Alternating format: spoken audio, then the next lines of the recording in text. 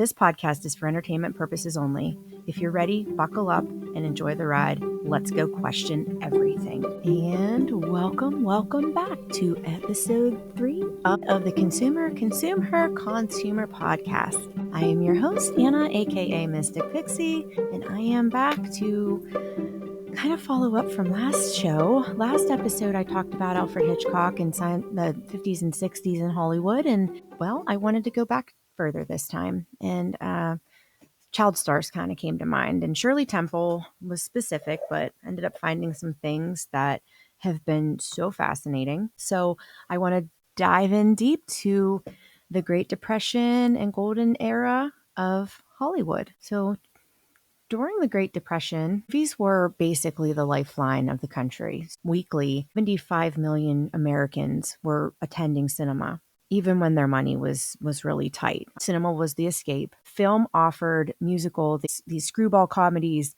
and Shirley Temple offered America this sense of optimism and just wholesomeness, and she was this beacon of hope. So also they had gangster films, some social dramas, and some patriotic stories, propaganda. And it really gave audiences a way to process a lot of the hardship that they were living. So cinema was just so deep for Americans at this time. And it really became kind of a shared ritual for everybody. They went into these dark theaters, they would collectively laugh or cry or create a sense of some sort of unity together as a whole. So it became the escape for the Americans at the time. So during this time, MGM, Warner Brothers, Paramount, Fox, and RKO controlled everything. All the studios, actors, directors, and distribution. And the star system polished performers into icons. And so you had Shirley Temple with her little curls and her optimism, and Judy Garland's girl next door image, and Clark Gable even, while he wasn't a child star, his masculinity was something that was really sold to the public. And again, during this Depression and World War II, films offered an escape of some hope, gave them the ideals of some glamour, and it was just a way to bring together the collective at the time. So Shirley Temple specifically, rise to stardom started in 1932-33, and I believe she was about 3-ish, maybe 4, and she started in these short films, which were very bizarre. If you get a chance, look them up. They were called baby burlesques, and burlesque was spelled Burlesks, and they were these short satirical one-reelers where toddlers actually parodied these adult films. And that's already kind of a weird, troubling setup for children, right? But they were kind of acting out these weird adult kind of situations, and it just was odd. But her biggest breakthrough was in 1934 when she was in the movie Stand Up and Cheer. That was a #1 box office draw, and it was a draw from 1935 to 1938. And she actually outsold Clark Gable and Bing Crosby, who were huge at the time. Same year, she did Bright Eyes, and that was where you would have learned her famous On the Good Ship Lollipop anthem. And that was really her signature song that many people remember. Now, something to know about Shirley Temple is her curls. They were completely manufactured because I believe her mother even wrote into the contract she was the only one to do her hair. And she would do 56 perfect ringlets for each film. And I believe she would say something to the effect of 56, not one more, not one less. So 56 perfect ringlets for everything. And Shirley's image was carefully constructed as this eternal kind of child because she was this Depression era talisman for joy. And unfortunately, behind the scenes, she had endured being groped, harassed. She was objectified by these very powerful men, including an MGM producer named Arthur Freed, who exposed himself to her at 12 years old. Financial betrayal was also unfortunately part of Shirley Temple's life. She retired at the age of 22, and by that point she had earned $3.2 million.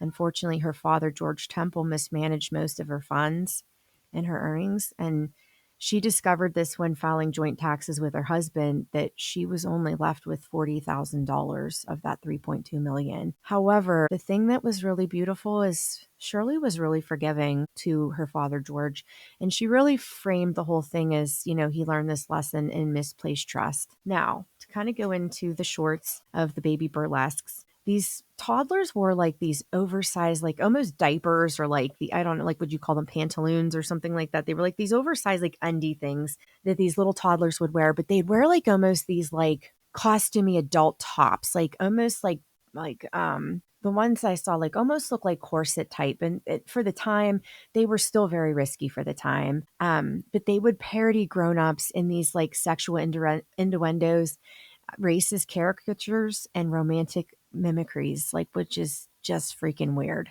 So some of the other things she played in Four Babies, and she played this nightclub escort who traded kisses for lollipops. Fucking sick. Politics in Washington, she portrayed a child who was seducing, in quotes, a politician. And then Glad Rags to Riches, she was a kidnapped showgirl parody. So these were already in her early age troubling roles and very odd things for her to have to live as a child. So another thing that she was very open about was there was this form of punishment that was used by director Charles Lamont. And he would actually put them in this soundproof black box with with a big block of ice inside, and misbehaving children were put in there. They were locked inside and they were forced to sit on the ice or stand in the freezing dark until they complied with what was being told and directed to them. Shirley later described it as a cynical exploitation of our childish innocence and said, time is money. Wasted time means wasted money means trouble. So even at a young age, she was being forced to comply just to make money that was all swindled away, sadly. Now, a little bit about Lamont. His legacy was he directed over 200 films, and he also was one that directed Abbott and Costello comedies and the Ma and Pa Kettle series. He was known as a studio soldier because he was efficient, he was fast, and he was very budget conscious. So probably why he was putting kids into black boxes to comply. His early works with baby burlesques ties him to one of Hollywood's most exploitative chapters. So some of the other commodifications and collapse that was happening in Hollywood 10 years prior to Shirley Temple, a little over 10 years actually. So 1921, Jackie Coogan, he was also a child star. He was in The Kid, I believe was with Charlie Chaplin. So he was Charlie Chaplin's buddy. And he had discovered like at the end that his parents had spent nearly all of his fortune, all of his earnings. Judy Garland, who was in The Wizard of Oz, was 16 at the time, and she was given amphetamines to stay thin and awake. And then when it was time for her to go to sleep, she couldn't sleep, they would give her barbiturates. And MGM controlled her body and her image, even outside of the studio. Mickey Rooney worked to exhaustion, and he later said the studio, in quotes, owned him. Baby Rose Marie became a radio star at age 5 and spoke about the loneliness of being a child breadwinner. And then the Our Gang Kids, they were beloved on screen, but many of them were very underpaid. And as soon as they aged out of those the youthful ages, they were completely discarded and couldn't find work after that. So some of the legal frameworks that were in place, there wasn't many obviously at the time, but going way ahead, 1872, California Infancy Doctrine, they had been set up because minors could void a contract at any time. And studios were fearful of this. They were so fearful of investing in children because the children could absolutely just walk away. I believe they could then petition the courts then to try to keep them, but I'm not sure. I don't know much more about that, but that was one of the few protections. So it wasn't till then, from 1872 to 1939, when the Coogan Act was put in place, then required a portion of child actor earnings to be set aside in a trust, so that these children, once they grew up and they were ready to use their money, it allowed them to have money aside. And then courts allowed approved contracts. So this was initially pretty weak, though. Parents could still access the funds, things like that, but it was still something that started. Now, it wasn't until about 2000 there was a revision made, and they mandated 15% of gross earnings to go into a block trust account then for the child star. In 2024, then there was another expansion, and this actually started covering social media influencers, which I thought was pretty cool and also much needed.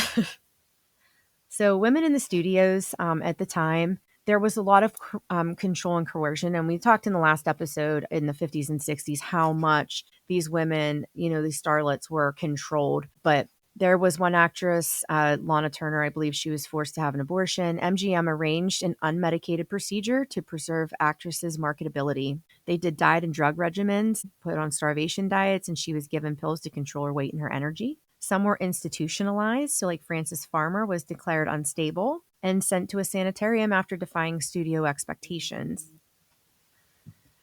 Then there were contractual punishments, and studios could suspend an actress without pay for refusing roles if they gained weight or caused any sort of bad publicity for them. They also controlled public image heavily, and the stars were forced to, in these sham marriages, or they were forbidden from marrying. And I found this interesting because I just listened to somebody on social media the other day who she had worked, I believe, in the music industry, and she did do contracts with stars. And she was explaining, I believe her name is Jennifer Ray Alberton, possibly. You can look her up on social media, but she was talking about how some of the things that she has seen and over the years in these contracts, and some of them are you can't get married, and some of them are you're going to be forced to marry so and so, or you're going to be in these relationships, or you're never going to settle down, or and I believe she said things like even their behaviors. So some of them were just forced to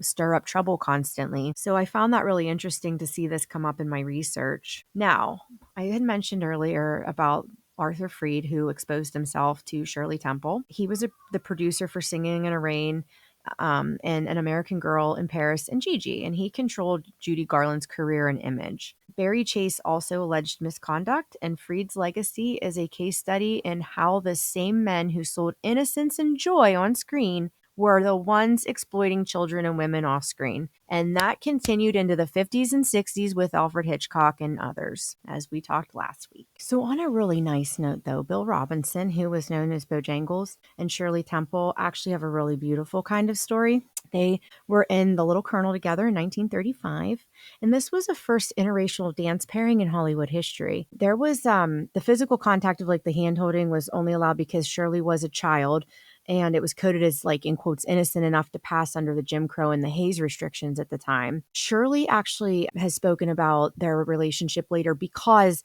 the studio actually downplayed and sanitized their friendship to avoid any sort of controversy, especially in the segregated South at the time. But she had said she called him Uncle Billy and he called her darling. And she said he treated me as an equal, which was very important to me. And she had noted that he actually treated her more as a workmate and not a little kid. So she really enjoyed that. And it was just a very innocent friendship. Now, there was segregation on the set. Sadly, at that point, Robinson was not allowed to eat in the same commissary with the white actors, and he was cast only as a servant or a caretaker in any roles, and he was never an equal adult partner in the films, sadly.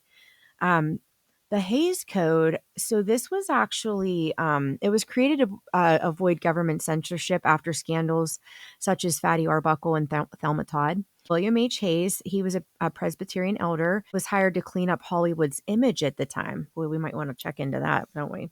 Anyways, it ended up they enforced strictly starting in 1934 under Joseph Breen. And the core rule was there was no film that should lower moral standards. They had to correct standards of life. The correct standards of life had to be portrayed or shown, and the law and authority must not be ridiculed. So those were kind of the rules. And then there was no profanity, nudity, or any like suggestive dances. There was no ridicule of like religion, and crime could not be shown sympathetically or go unpunished in these films. And the kisses had to be brief and chaste, like they called the 3-second rule. So the impact on the film then, film noir used shadows and coded language to suggest what couldn't be shown. Women's roles were like the femme fatales were huge at the time, but they had to be punished. And independent women were, in quotes, tamed or, dulled down. Any sort of queer coding for like LGBTQ characters were erased or they were completely villainized at the time. And violence and sex implied through fade outs, metaphors, and double entendres. So in the 1950s and 60s, then eventually foreign films and daring directors started pushing these boundaries, and then the court rulings expanded free speech protections then. So this was replaced in 1968 by the MPAA rating system, which is GPGR and X. So that was not until 1968. And the other thing was during the time, women's body ideals. So going back to the 30s, they were slim and feminine. If you think Marlene Dietrich, Jean Harlow, in the 40s, they were strong and glamorous. Rita Hayworth.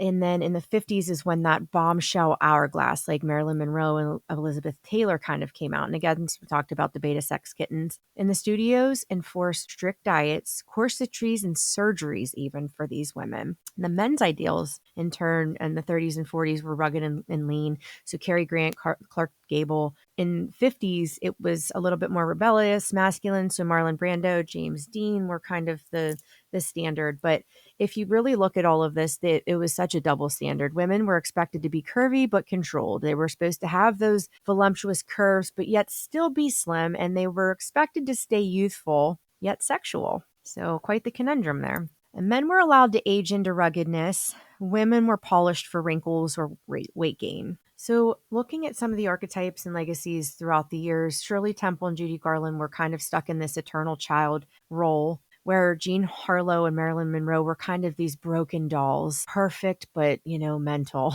Jackie Coogan and Shirley Temple, they were these betrayed heirs at the time. Judy Garland and Mickey Rourke were completely engineered. They were engineered little stars. The Argang Kims were completely disposable. And later we come through with Sharon Stone and Madonna. They were more these scandalized sirens at the time, that came out of this. So they were allowed a little bit more impact. So Hollywood mirrored and manufactured social norms, and it sold innocent and glamour and mortality, and they made them hide traumas, abuse, and control. So during these 30s and 40s. So the golden age was much more of a myth machine, not for people. It was not for the people inside it. They were awful to them. And Hollywood is shadow side of the Hollywood myth making. So they're always there and just changing the costumes. So going back to Shirley Temple, there's a whole paradox to her stardom because, I mean, like we said, she started in those baby burlesques and it was just red flag after red flag with that. These toddlers in these adult scenarios, and they had these very risque undertones, and it really highlights how Hollywood commodified the innocence for adults, really. They're for the adult consumption. That's why we're talking about consumerism and consumer consumer.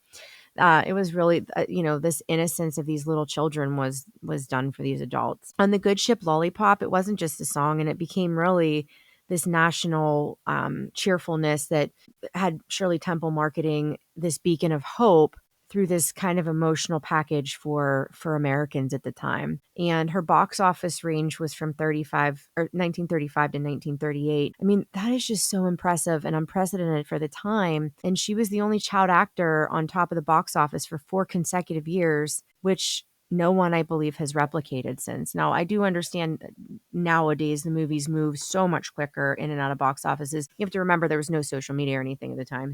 Totally different. Looking at some of the progression of some of the motifs we saw, especially with Shirley Temple, she went from the baby burlesques, starting off, and it was kind of vulnerable, even in parody.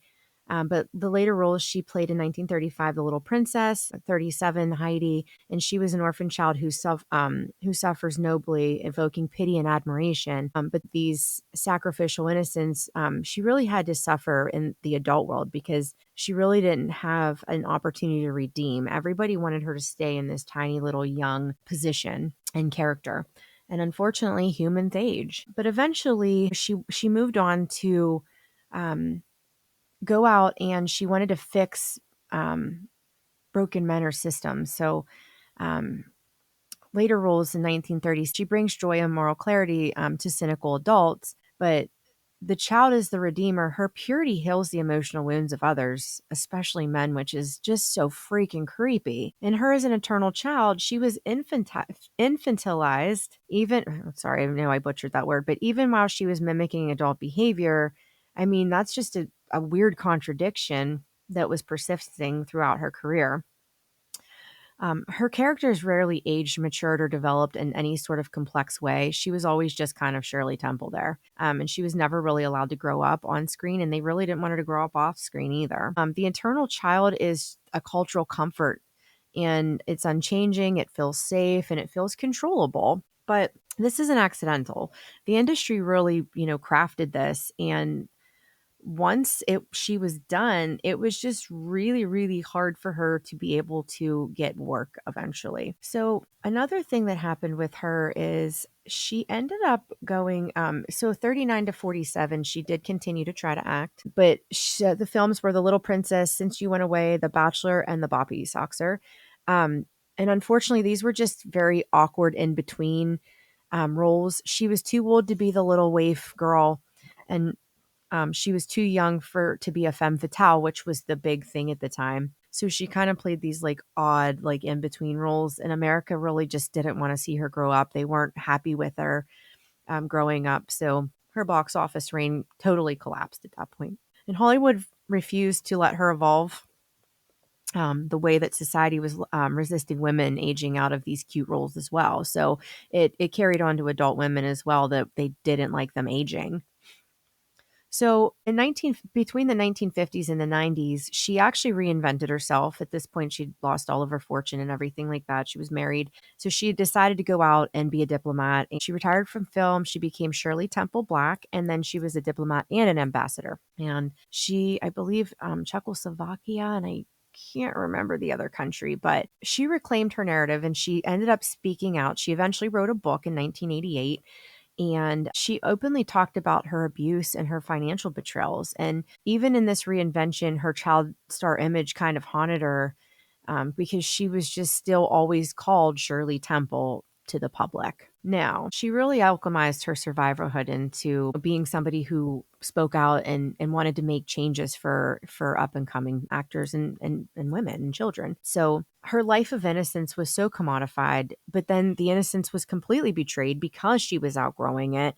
And at this point, then, because she went in to be an ambassador and whatnot and a diplomat, she really got to reclaim some of that innocent in the older years of her life, which is very, very beautiful. And again, I talked about Judy Garland. MGM completely controlled her and her body image.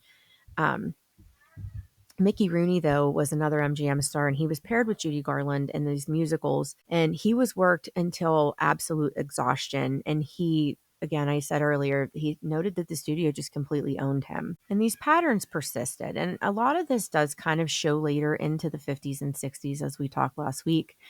And I know I'm working backwards here, but I'm just going to kind of do things as these ideas come. But Jean Harlow, going into the women in these golden ages, Jean Harlow was marketed as a blonde bombshell.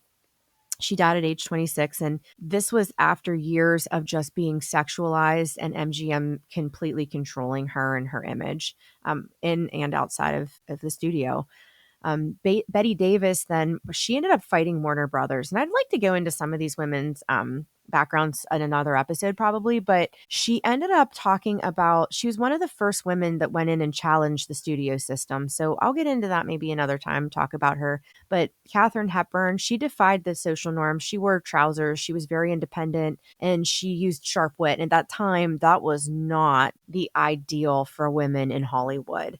She really ended up carving out a career by refusing to play America's sweetheart type. And Judy Garland, again, she kind of ends up bridging her child stardom into womanhood. And she said that Hollywood just never let her escape that little girl image, even as she was aging. Now, Vivian Leigh, she played Scarlett O'Hara, and she was immortalized as Scarlett O'Hara. But behind all of the glamour, that she ended up battling mental illness, um, and she was controlled also by the industry. But these women were all slotted into these archetypes, and it was really the studios that did this. They controlled their weight, their love lives, their public images, and many were exploited and discarded and punished even for aging.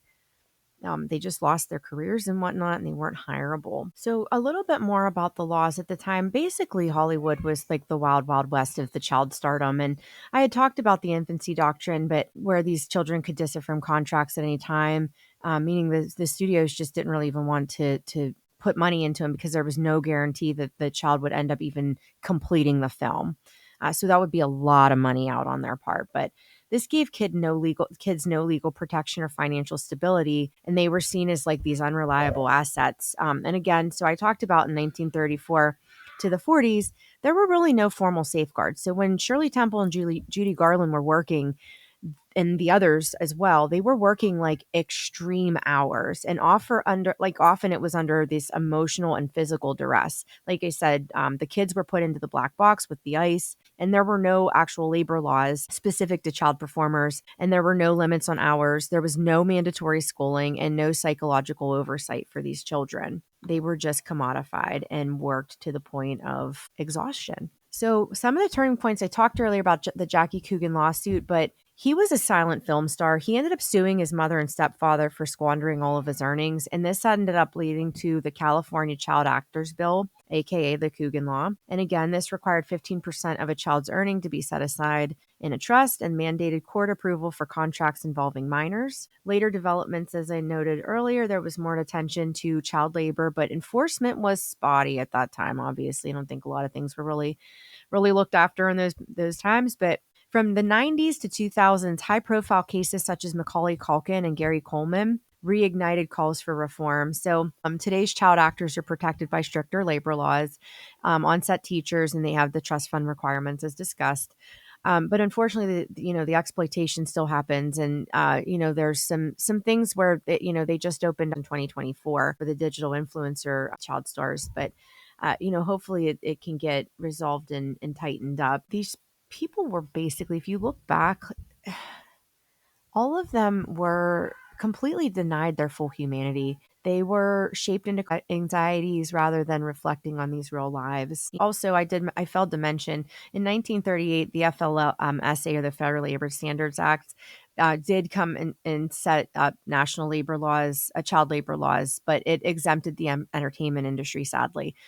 So I just wanted to mention that because there was the FLSA at the time, but it meant that the child actors, since there was no protections for them, they had to often still work these unsafe and unhealthy working hours. And again, like you said, Judy Garland was given drugs to stay awake and drugs to sleep. So a lot of this was just really, really weak at the time. Now, over time, California and New York had their own state laws.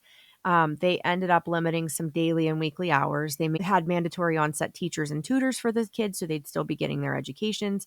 And they also required rest and schooling time for the child actors. So the modern protections now, the U.S. Senate with active film industries have these Coogan style laws. And like I said, they now have to do the 15% earnings in a trust. They have their hours capped by age. So for instance, it could be like 5 hours max for a kid under 6. And then they have to meet schooling requirements. But unfortunately, it's all state by state. That's not really completely tightened down yet federally. So the real turning point was 1939, and that's thanks to Jackie Coogan for going after his financial abuse and the working conditions and such. So Shirley Temple, again, like I said, she was very much marketed for her innocence, and she was kind of a balm for the Depression era despair.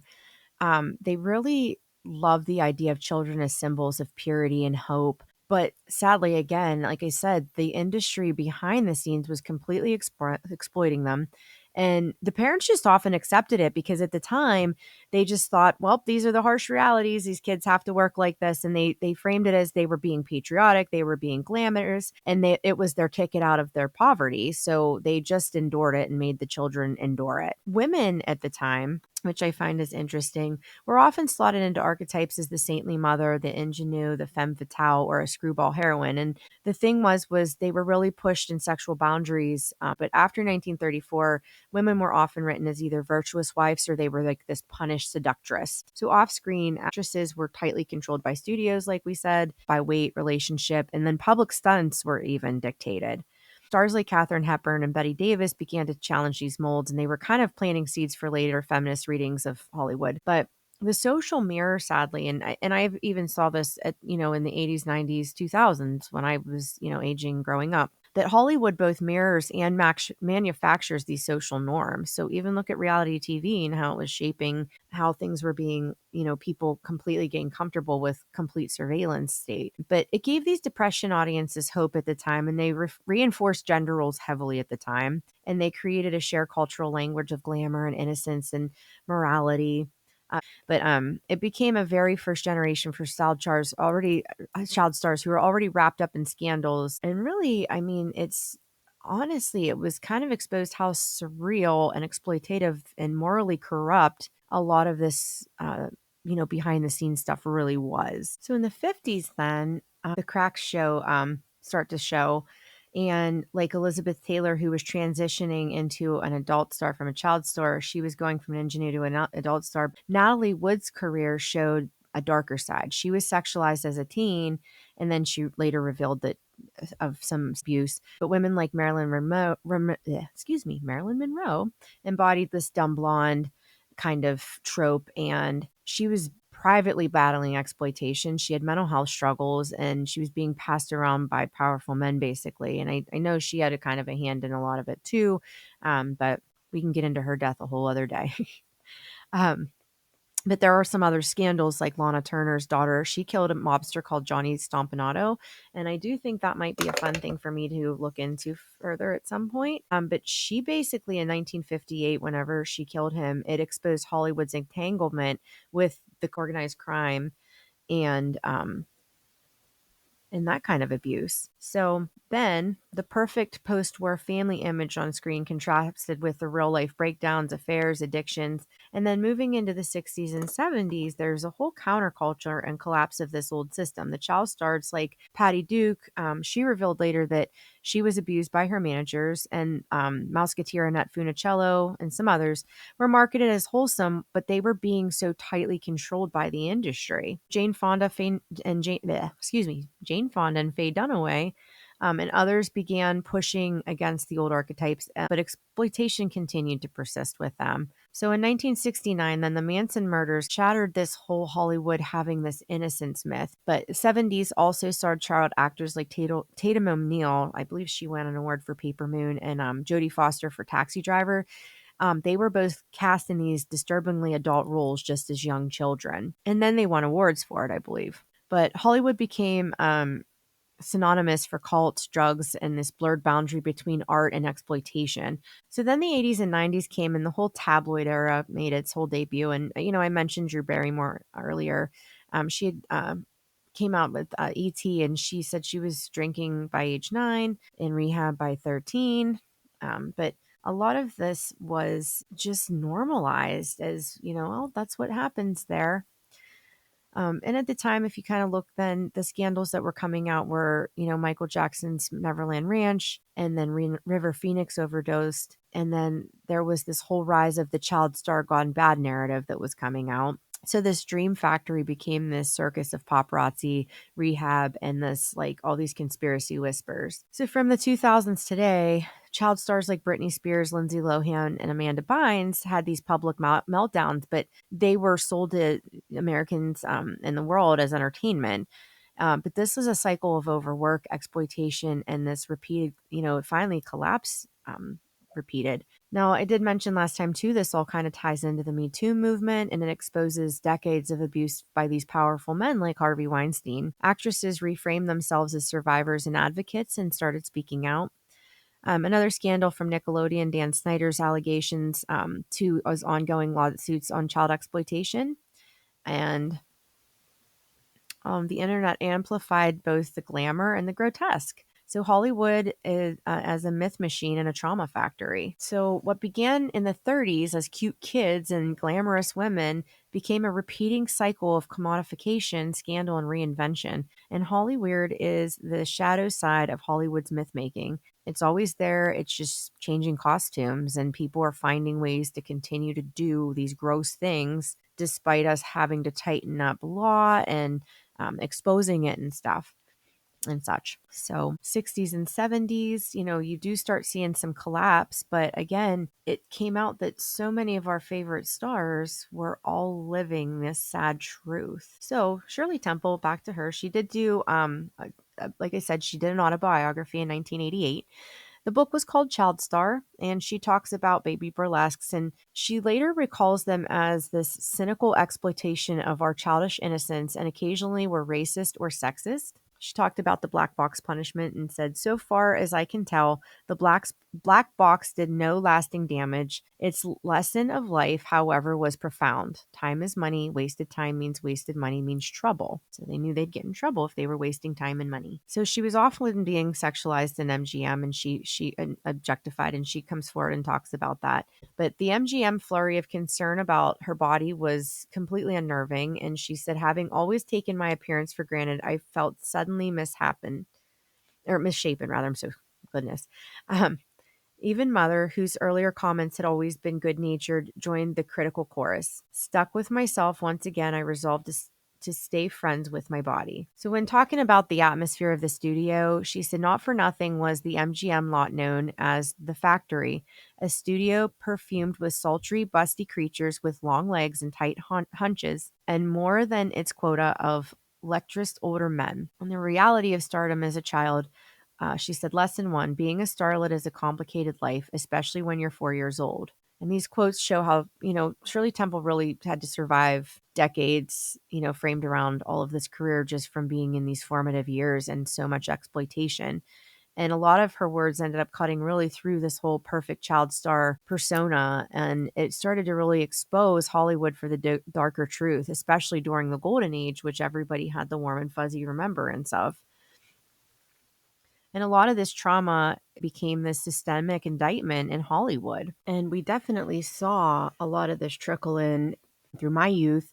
And even today, with the influencer, and I think her name's Piper Raquel, and what she's enduring, and a lot of her former co-stars have really spoken out recently about some of the dark side of even the influencer industry. So I think this is so fascinating to see how historically this is all unfolded. And really, my goal is to bring awareness to this and just kind of look at it from kind of an educated standpoint, and keeping your eyes peeled for these things, and just knowing that, whenever I was growing up, I really wanted to be Macaulay Culkin when I went to the movies and I got to see him making all this money and he was attending events that I wanted to be like so badly. And you look back and it's like, oof, wasn't what it seems. So kind of blowing the roof off the facade. So have a lot of things coming up here for the podcast. I'm working on some collaborations, and those are going to be a little bit different, a little more informal. So when I do these, they're going to be more formal, but and some movie deep dives and whatnot. They'll probably be more conversational, a little more fun, a little more raunchy.